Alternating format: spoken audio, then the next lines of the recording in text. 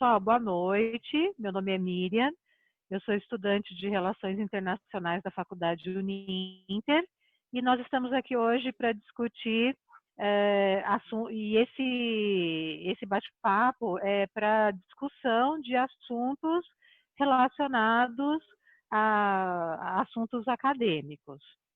Hoje nós vamos conversar sobre política externa brasileira. O atual ministro das Relações Exteriores é o Ernesto Araújo, e durante a semana nós fizemos algumas pesquisas e hoje nós vamos bater um papo a respeito de tudo que a gente aprendeu. Vamos compartilhar algumas ideias e emitir algumas opiniões. Política externa. Eu baseei minhas pesquisas em um blog, um site chamado Politize.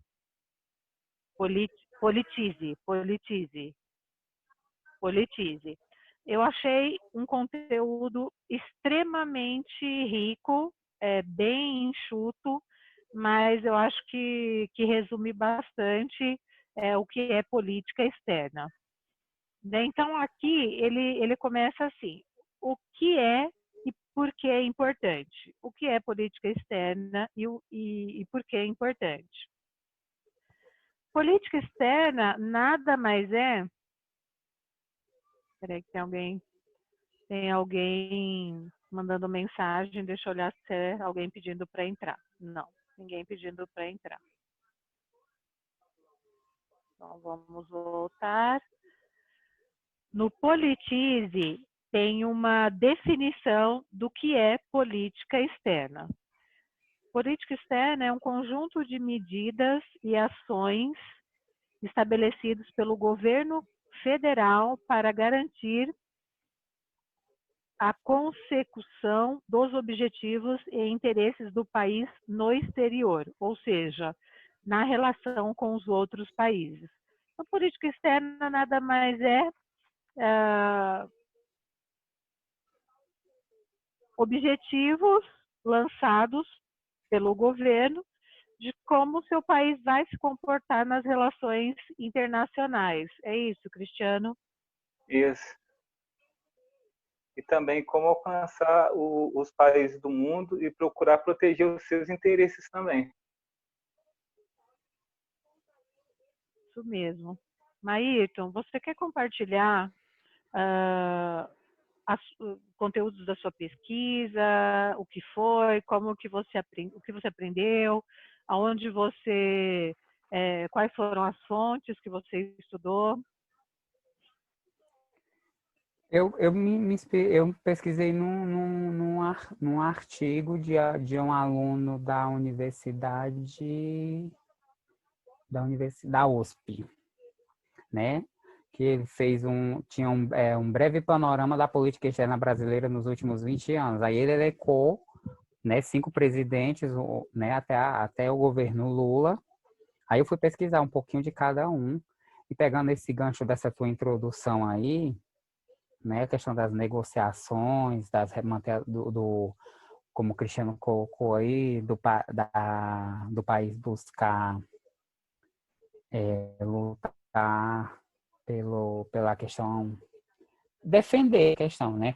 Aí eu vi que no governo do Fernando Henrique Cardoso teve uma abertura comercial maior, né, mais estabilizada, a questão da inflação também.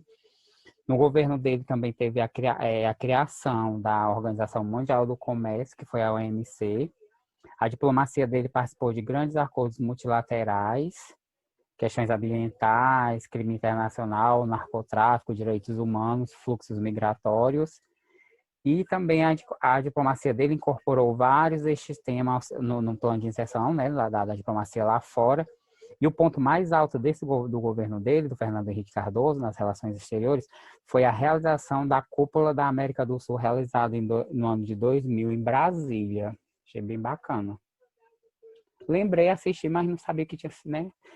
Vendo pela questão do curso hoje, como eu estava conversando com o Cristiano no início, precisa só de um curso para você entender melhor a política externa do seu país lá fora.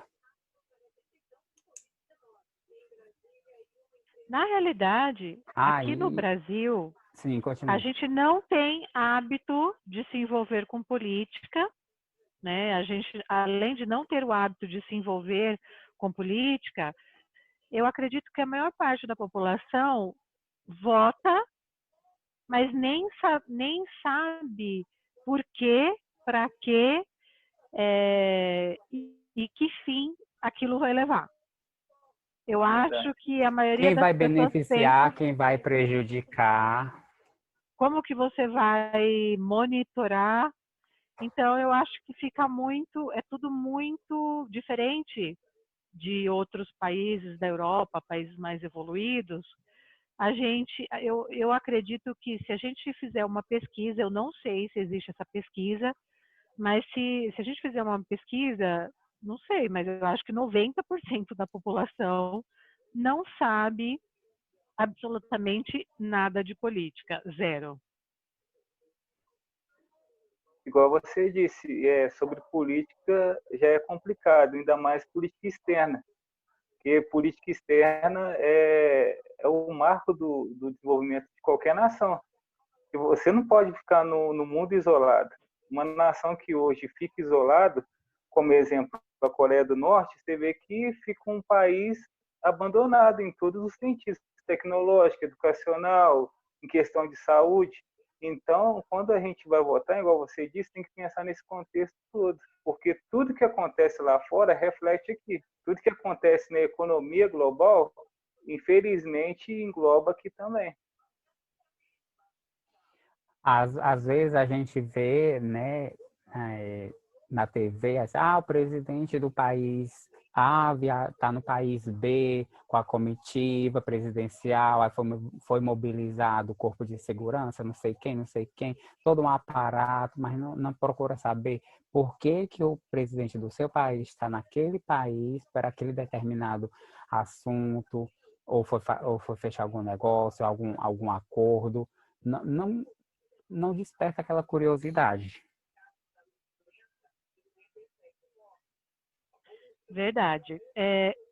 A política externa do Brasil, ela teve início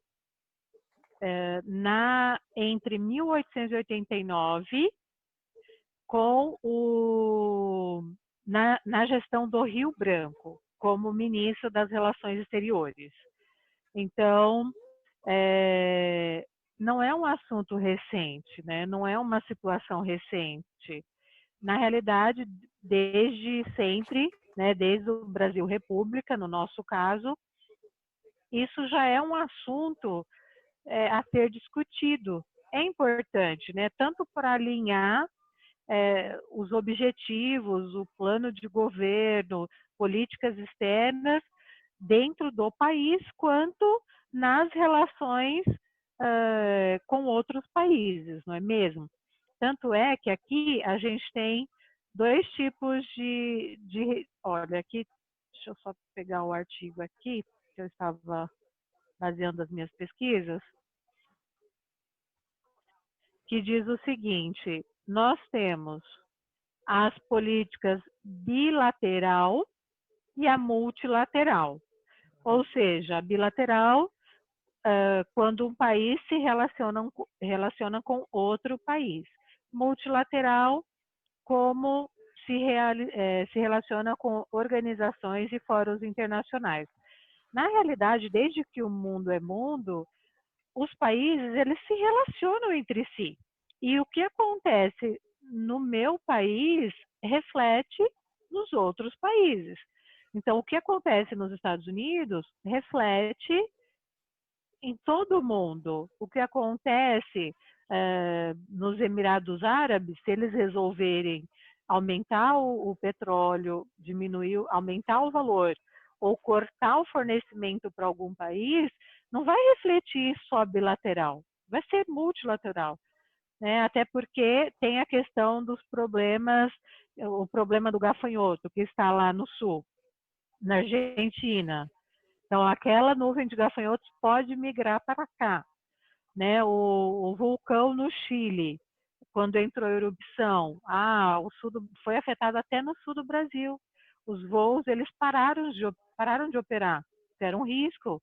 Então, na realidade, tanto na questão climática e ambiental, principalmente nas questões políticas, né? Agora, o Brasil estreitando relações com os Estados Unidos. Então, a gente estreitando relações com os Estados Unidos, a gente pode criar alguns desafetos, né? Vi algumas reportagens que o Trump, se o Brasil cortar a relação com a China, ele vai investir em tecnologia, vai fornecer tecnologia A, B, mas tem que cortar relações. Então, assim, apesar de estarmos separados por continentes e fisicamente distante, com a globalização e a tecnologia, está tudo interligado e tudo muito próximo, não é mesmo? Eu vejo que com a Covid-19 as relações internacionais do Brasil estão passando por uma fase crucial, porque todo o trabalho que foi desenvolvido desde de Rio Branco até hoje está em xeque. Porque quando você vai pegar a história da política externa brasileira, você vê um alinhamento em vários sentidos e várias épocas com os americanos. Mas nunca vi uma relação tão estreita como essa, que por um lado pode ser bom, mas o que está acontecendo está sendo muito prejudicial. Porque você vê eu peguei o Twitter do Trump e peguei o Twitter do Bolsonaro, são as mesmas falas. Então, a gente tem que defender a nossa soberania e autonomia. Então, a gente está correndo um sério risco de julgar todo o trabalho, não é julgar todo o trabalho fora, mas deixar todo o trabalho conquistado até hoje em xeque. Sim. E eu vi uma reportagem no jornal Nexo que dizia o seguinte: qual o lugar do Ernesto Araújo na história da diplomacia brasileira?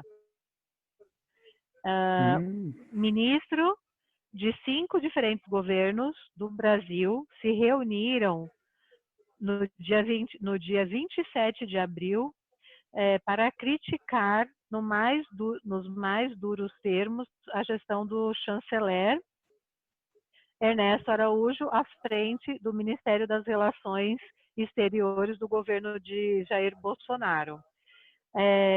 Esse evento ele foi promovido na Universidade de Harvard, nos Estados Unidos. E eles falaram o seguinte: todos foram unânimes nas críticas a Araújo, a quem atribuíram uma agenda isolacionista ligada a valores religiosos, sectários e reacionários. Em meio século como diplomata e ministro, eu nunca vi nada igual. Tem várias questões. Realmente. Foi justamente o que a gente estava comentando, né, lá atrás, quando a gente começou a falar sobre isso. Aí você vê que tem várias questões, a começar pelas frases. Ele acusando, fez até um artigo falando que o vírus foi propagado pela China intencionalmente. Ou seja, fazendo uma acusação muito grave. Então, você vê que tudo que ele faz alinhado com os americanos tem que ser dosado. Você não pode estar obedecendo cegamente o que os americanos pedem para fazer. Então, essa relação com a China, por um lado, vai ser muito prejudicial para o Brasil, para a nossa balança comercial, porque o segundo maior parceiro do Brasil em economia são os chineses. E eu vi uma reportagem que eles estão vetando carne do Brasil. Enquanto o Brasil não controlar a pandemia, eles não vão comprar carne do Brasil. E tem várias coisas que também afetam a nossa relação internacional com outros países, que foi a saída do ministro da Educação para os Estados Unidos. Eles estão questionando como que ele chegou nos Estados Unidos usando visto diplomático. Como que ele conseguiu chegar nos Estados Unidos e logo depois saiu no Diário Oficial da União a exoneração dele. Então, você pegar a lei americana, estava fazendo até uma pesquisa, esse ex-ministro está ilegal nos Estados Unidos porque ele não assumiu o Banco Mundial. E tem outro porém, e se ele não assumir o Banco Mundial, como vai ficar a nossa relação com os outros países? Então, é uma situação muito delicada para o Ernesto Araújo. Muito, muito delicada, muito delicada. E a posição que o presidente toma com relação, sabe? Eu acho que ele não se coloca ou se coloca de forma errônea, sabe? A visão dele é totalmente diferente. Porque se automaticamente, eu estou vendo que no meu governo, ele não foi um bom ministro, ele não fez a interlocução, ele não soube gerenciar a pasta, como que eu vou indicar um funcionário, que ele não deixa de ser um funcionário, uma pessoa com a posição que ele tem, com o grau de pessoas, com um monte de pessoas indo contra, todo mundo falando mal da postura dele, né, para um cargo mundial, onde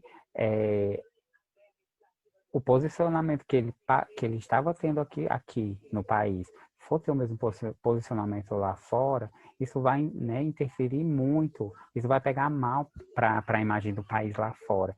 E aí ele, no caso Jair Bolsonaro como presidente, não conseguir ter essa percepção, ou fazer ou faz por birra, né? Simplesmente por birra. Mas ele tem que ver que assim, o que eles falam, igual o Cristiano colocou, né? Que ele twitta, às vezes eu acompanho também, não sigo, mas acompanho porque eu acho engraçado. Influência pesa nos estados, nos outros entes da federação, tu tá entendendo? O que ele twitta, as acusações que ele faz no Twitter dele contra os governadores, contra os prefeitos, isso pesa, tem um peso na sociedade. Então, ele tem que usar do bom senso, do senso comum, eu vejo assim, né? Aí cadê o Ernesto Araújo, nessa hora que não senta com o presidente para aconselhar, para entender, né, tentar expor para ele, porque, a meu humilde ver, ele não tem uma visão de mundo. Eu acho que ele não tem uma visão de mundo. Sim, aqui no Politize tem tem duas situações de política externa. Na realidade, são duas interpretações sobre como a política externa deve ser pensada e formulada. Então, aqui nós temos como política de Estado e como política de governo.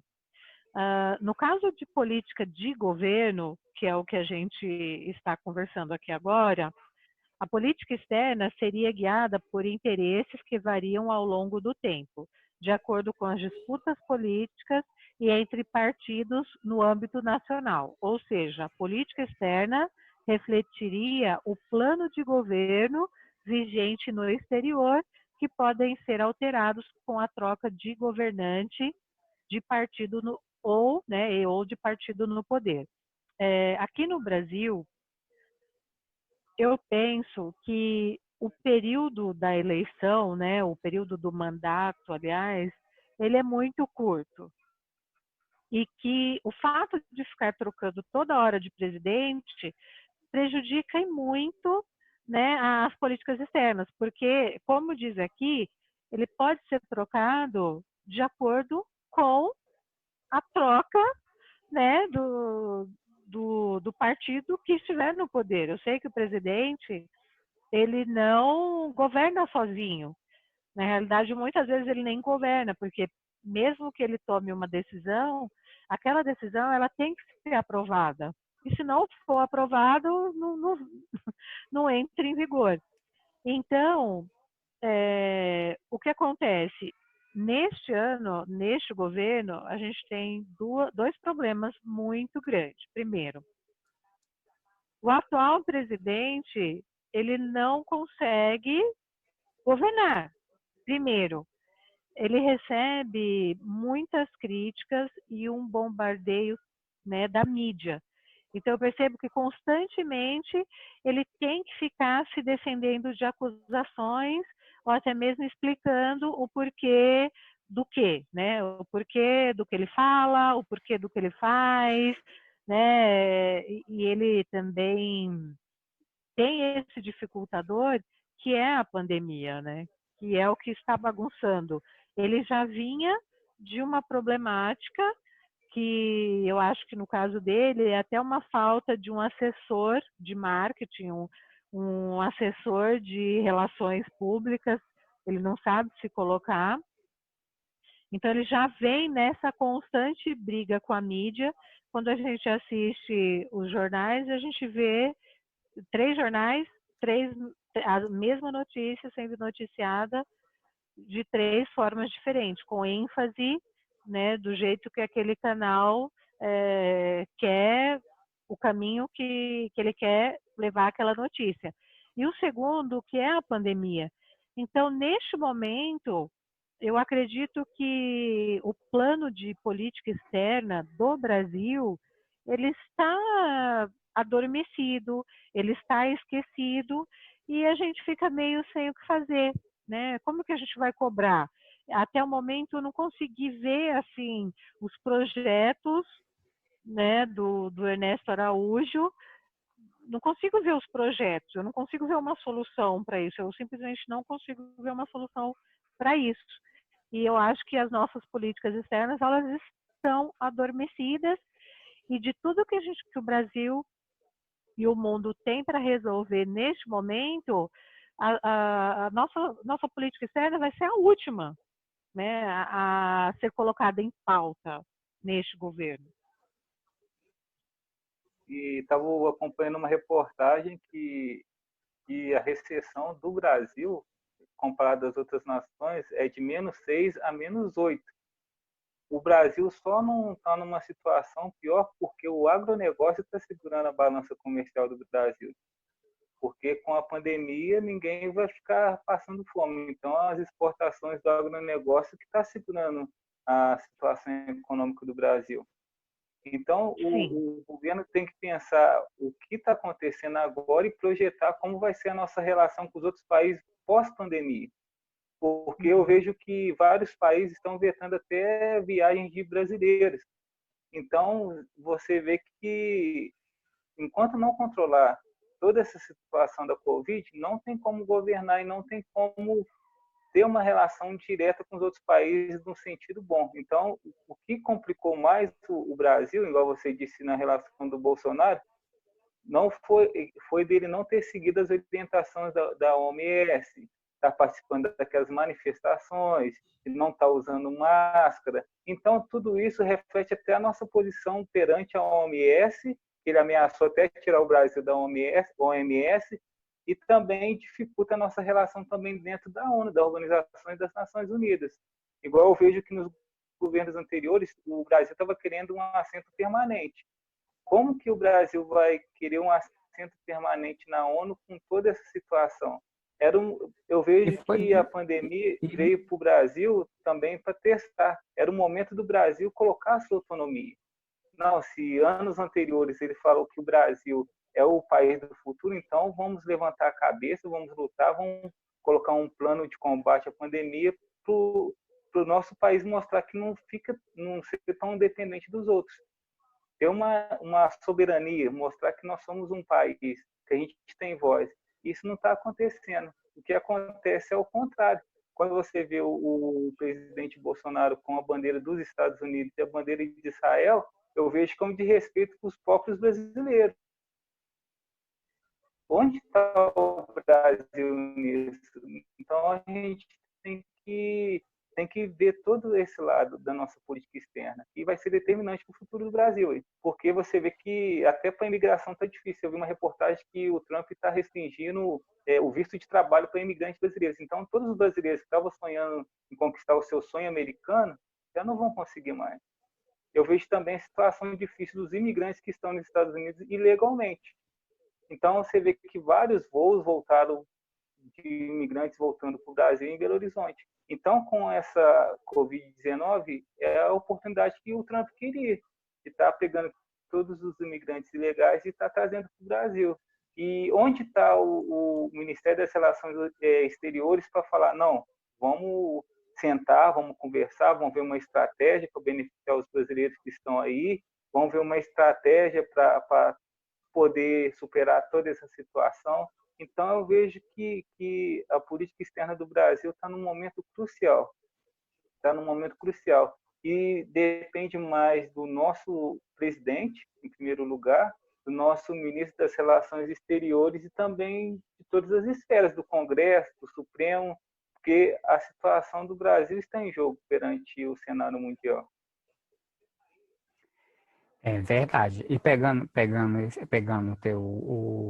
o teu gancho, Tiago, ou Cristiano, foi que eu li Tiago mesmo.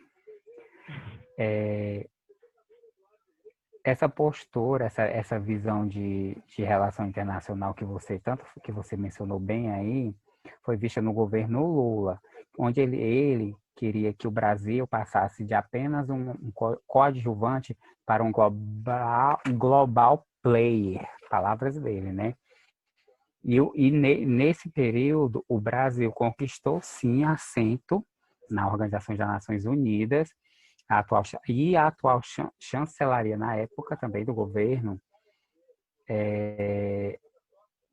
teve uma participação efetiva de liderança em empreitadas como a missão de paz no Haiti. Aí continuando, foi bem visto, né, a relação internacional do Brasil com outros países foi muito bem visto.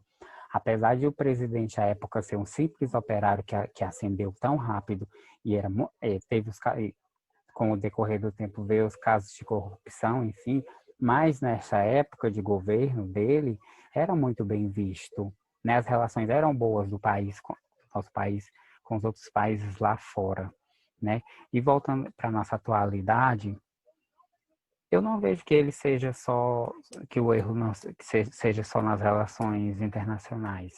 A prova disso é aí. Nós estamos há quase um mês sem um ministro definido na saúde. O ministro da Educação transitando para lá e para cá. Ninguém sabe, ninguém vem. E tudo tem um peso no mercado.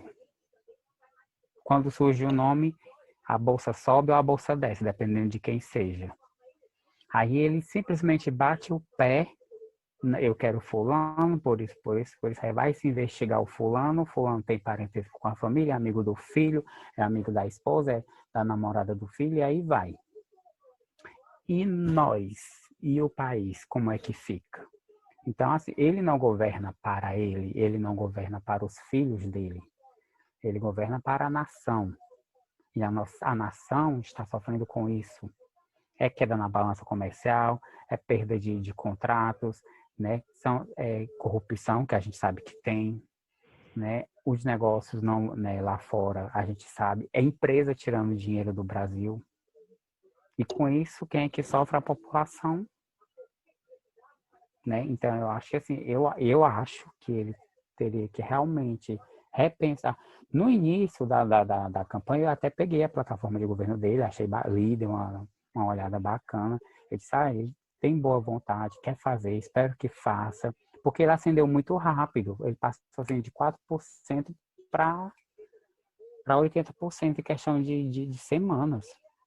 Né? E tá aí, foi eleito, teve a oportunidade, prometeu que ia diminuir os ministérios, já está aumentando a prova disso, foi a recriação do Ministério das Comunicações. E falando em comunicação, como a Mira colocou, o que falta é uma assessoria, mas tem que partir dele, porque ele é o gestor master. Ele tem que ter essa visão de dizer, não, eu acho que está errado, se a imprensa está me atacando, o que eu estou falando, como eu estou falando, pegar as fitas, porque ele tem acesso a isso. Então, vamos sentar onde foi que eu errei, né? E vou procurar, porque a gente sabe que a gente tem grandes profissionais de comunicação que possam dar essa assessoria para ele. Pegando o gancho de tudo isso que você acabou de falar, por exemplo, se nós formos avaliar o Fernando Henrique Cardoso, há mais ou menos, acho que entre 10 e 15 dias atrás, eu tive a oportunidade de assistir um bate-papo do Fernando Henrique Cardoso, cientista político Joseph Nye. Aí eu perdi, eu soube. Eu assisti, se não me engano, está gravado, está no YouTube. O Fernando Henrique Cardoso, ele é inteligente, ele é estudado, ele fala outro idioma, né, principal inglês, ele é bem relacionado. Então, quando a gente tem um representante neste nível, eu acredito que tem algumas limitações na questão do contato, do dia a dia, com as reais necessidades da população, porque, por exemplo, como que uma pessoa que nunca passou fome vai lutar pelas pessoas que passam fome diariamente? Como que uma pessoa que nunca ficou na fila do SUS, nunca foi num hospital público, em um posto de saúde, vai entender a real necessidade da população em relação à saúde precária? É difícil. No meu ponto de vista, a pessoa que nasceu e cresceu em berço de ouro, né? Ele não sai no metrô, ele não pega ônibus. Então, assim, no momento que ele vai lutar por melhorias, nem sempre aquela melhoria vai estar em primeiro plano, porque ele não sabe, ele não tem acesso, né? Ele não sabe quanto que a empregada doméstica dele sofre para chegar lá todo dia no horário para trabalhar, porque certamente ele vai do trabalho para casa no carro, com motorista, ar-condicionado e tudo mais. Então, a gente tem um problema de colocar uma pessoa no governo muito estudada, muito bem relacionada, porque a gente não consegue mensurar até que ponto ele vai realmente lutar pelas necessidades das pessoas.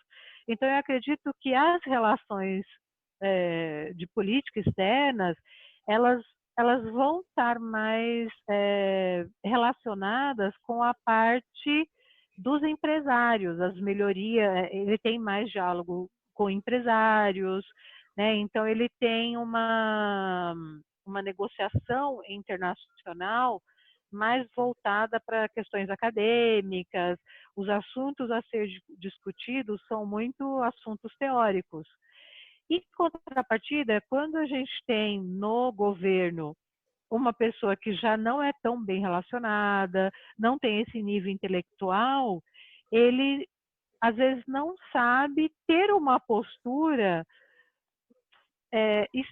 externa, porque bem ou mal a Europa, né, os países da Europa, Estados Unidos e outros, eles estão muito à frente do Brasil na questão intelectual, né? Por mais que nós temos aqui cientistas políticos, internacionalistas, mas não tem uma história de 100, 200, 300 anos. Tanto é que quando a gente está estudando e lendo, né, os cientistas políticos, eles são todos europeus, americanos, né, alemães. Então, a gente não tem esse histórico aqui no Brasil. E, por conta disso, a gente corre o risco de acontecer o que está acontecendo no Brasil. Você disse Concordo. tudo que a base que eu acho de qualquer nação vem da educação. Desde quando uma criança entra na pré-história até a universidade.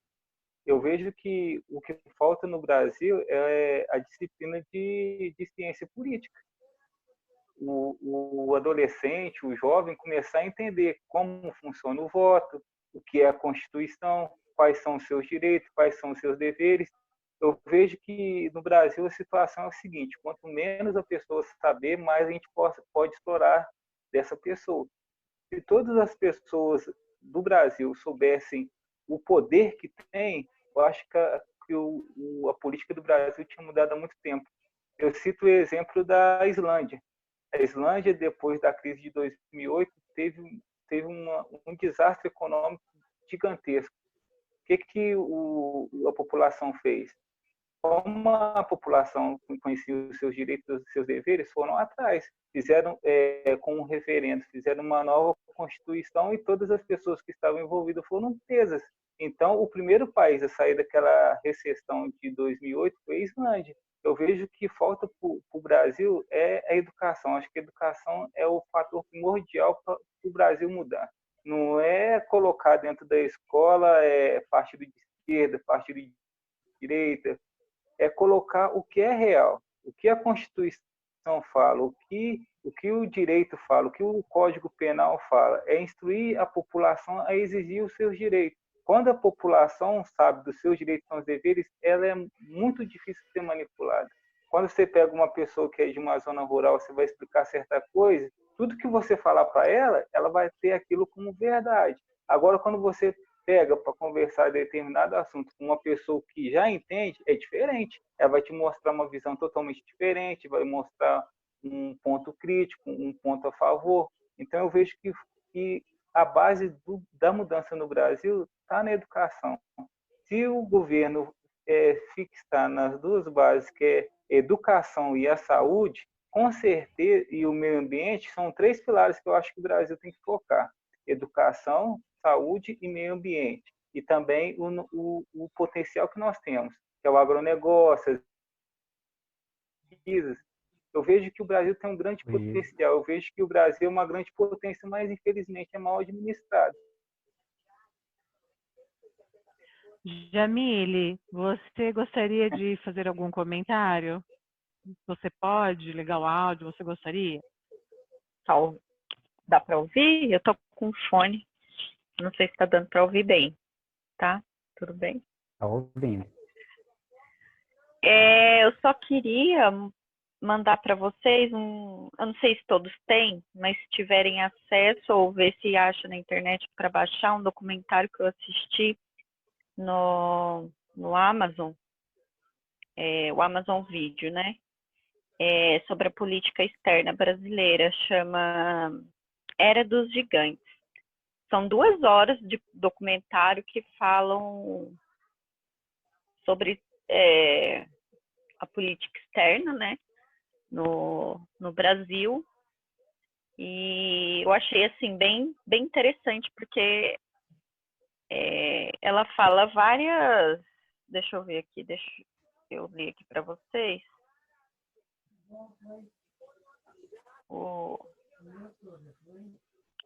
Ela tenta responder essa questão. A política externa do governo Lula foi ideológica e partidarizada ou defendeu os interesses do Brasil? Era dos Gigantes procura responder se a política externa do presidente Lula defendia os interesses do seu partido ou os interesses do Brasil. Aí depois, se vocês quiserem, eu mando lá no grupo certinho. Não sei se dá para ver. Aqui, ó, essa é a capinha. Não sei se tem como ver certinho, mas eu mando para vocês lá no grupo o nome. Eu achei bem interessante, porque tem a fala do Celso Amorim, que foi o do presidente Lula, de política externa. Isso, o ministro das Relações Exteriores. E ele fala bastante coisas interessantes que eu não consegui assistir inteiro, que é bem longo, mas estou para assistir o finalzinho dele. E só que eu achei bem esclarecedor, assim. Só que apesar disso, igual vocês falando aí sobre essa política externa do Brasil, esse que a gente tem hoje, esse ministro, eu acho ele muito estranho, porque uma hora parece que ele está falando algo que vai de encontro assim com que todos os brasileiros querem para o Brasil, só que ao mesmo tempo parece que falta um conhecimento mais amplo dele do que a gente realmente precisa, né? Ele fala sobre aquilo que ele acredita, só que ele não sabe se todos estão acreditando na mesma coisa que ele, né? Então, assim, parece um pouco que ele acredita em muita teoria, né? Muita teoria da conspiração, meu Deus. Só que, assim, tudo bem, ele pode até acreditar, só que o problema é que o mercado, ele não vê isso, né? Então, pelo que eu percebi no documentário, eu acredito sim que do Lula foi bem ideológica, não tem dúvida nenhuma disso, por alguns fatores, né, que aconteceram, porque ele se aliou a países mais, é claro, relacionado àquilo que ele acredita, a China, países aqui da América do Sul, né, Cuba, Venezuela, Colômbia, Uruguai.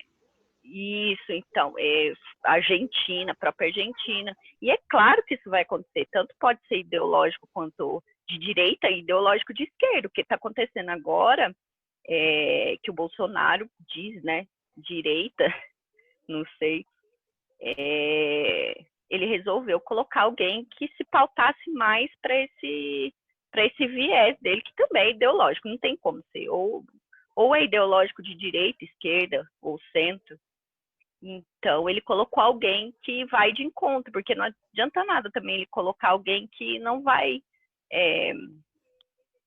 fazer parte, não vai conseguir transmitir aquilo que são as ideias dele, né?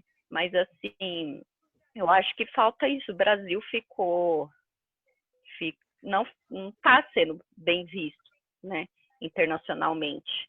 Dá para saber isso. Mas eu acho que não tanto pelo fato econômico, mas mais pela postura do Ernesto Araújo. Né? Eu acho que eu já ouvi várias entrevistas dele e eu não consigo escutar ele, porque eu fico, meu Deus, o que ele está falando? Eu não estou entendendo o que ele está falando. Mas, assim, do Lula, eu acho que o Brasil ascendeu bastante internacionalmente. Ele teve uma projeção muito grande, né, do Brasil com os outros países.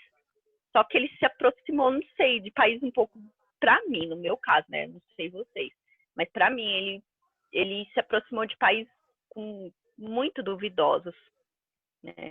A China, eu não sei, eu não confio na China, nem um pouco. Eu acho que eles passam informações mentirosas, informações que sabe, que leva você a fazer uma coisa e, na verdade, eles estão com outra intenção. É um país comunista, né? Então, a mentira é a principal arma deles, é a mentira. Então, assim, eu não acredito muito. Venezuela, a gente viu o que aconteceu, né? Então, e eu não sei se foi a Colômbia.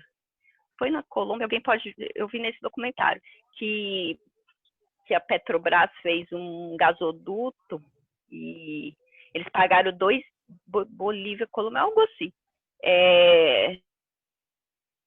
Nessa época do Lula, eles pagaram 2 bilhões de dólares para construir esse gasoduto até esse país, que eu não me recordo o nome agora.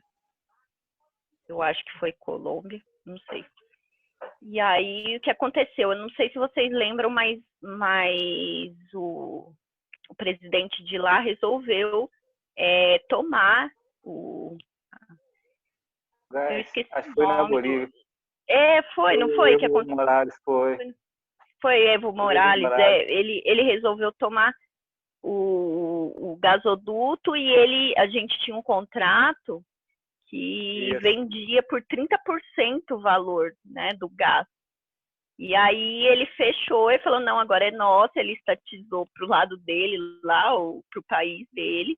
E aí a gente nunca viu mais, são 2 bilhões só para construção, né? 2 bilhões de dólares, não foi nem de reais.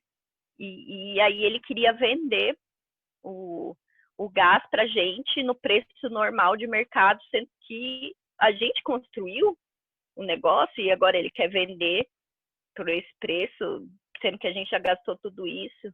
E na época o ministro de Relações Exteriores, ele abafou o caso, não quis comentar, falou que não era bem assim, o gás é deles, eles podem fazer o que quiser. Não, o contrato era o contrato, eles não poderiam cobrar o contrato. Então, o que eles deveriam fazer? Ou devolver esse nosso dinheiro, né? Entendeu? E por isso que eu acho assim que são um peso e 2 medidas, né?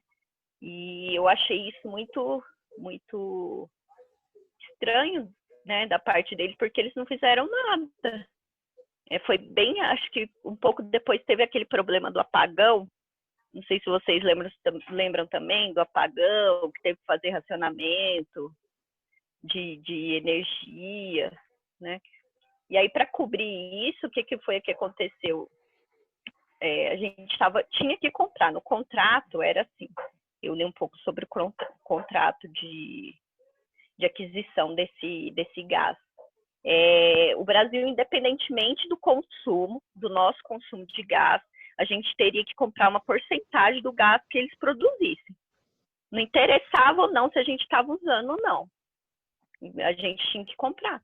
E a gente começou a comprar muito e não estava usando, então, né, estava perdendo. Aí começou um falatório aqui, outro ali, o que está acontecendo, por que a gente está comprando e não está usando, está estranho isso, vocês estão mandando dinheiro para lá à toa. E aconteceu desse negócio do apagão, né? E aí depois as indústrias começaram a comprar esse gás excedente que estava vindo de lá. Aí eu fico me perguntando, será mesmo que esse apagão aconteceu de fato, porque as usinas não tinha pouca chuva e não conseguiram produzir essa energia, ou isso foi causado intencionalmente para que não fosse investigado isso que a gente estava comprando, o excedente deles lá, só porque era um país aliado, né, aliado politicamente com o governo do Lula.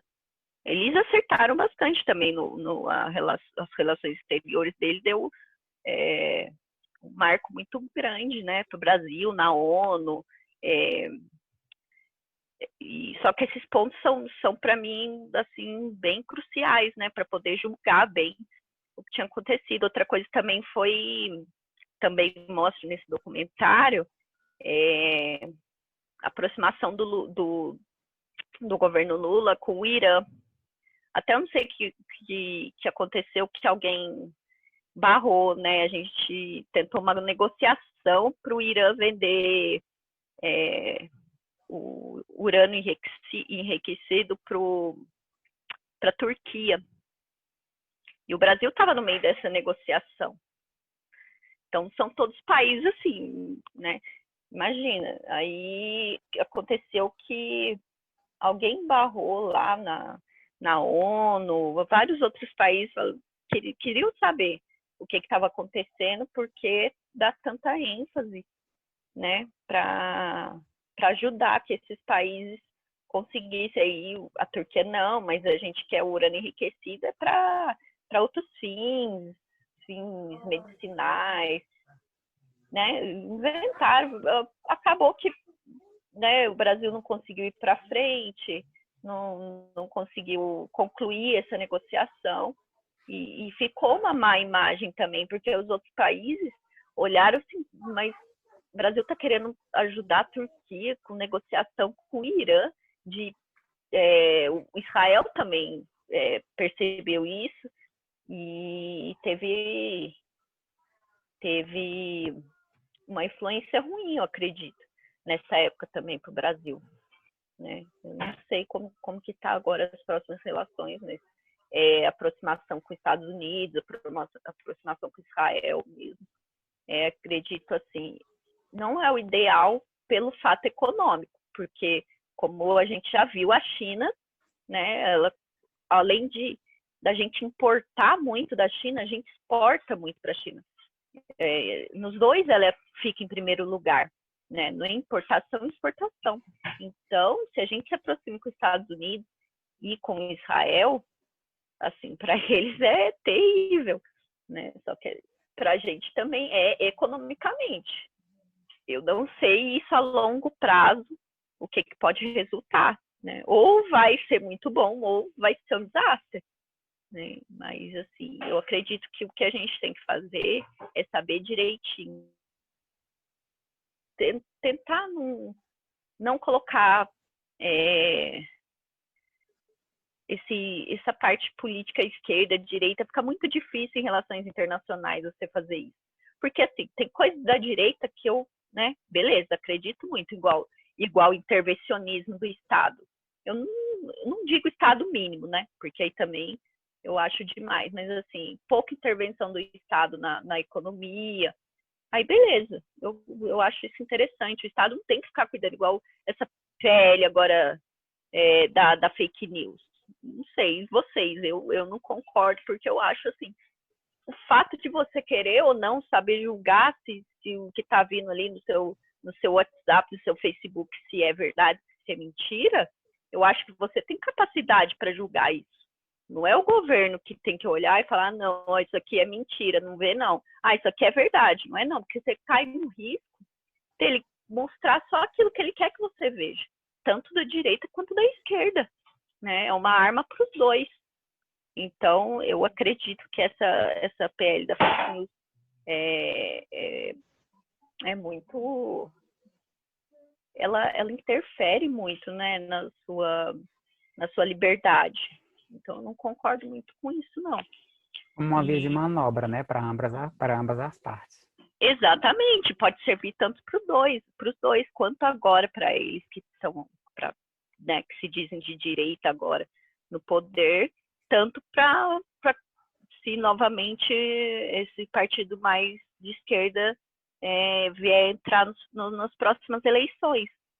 Então, eu não vejo como uma boa coisa, eu não gostaria que isso acontecesse, eu acho uma invasão, porque assim, você começa com isso, com essa regulação, né, estatal. Daqui a pouco vai, mas com quem que você está falando?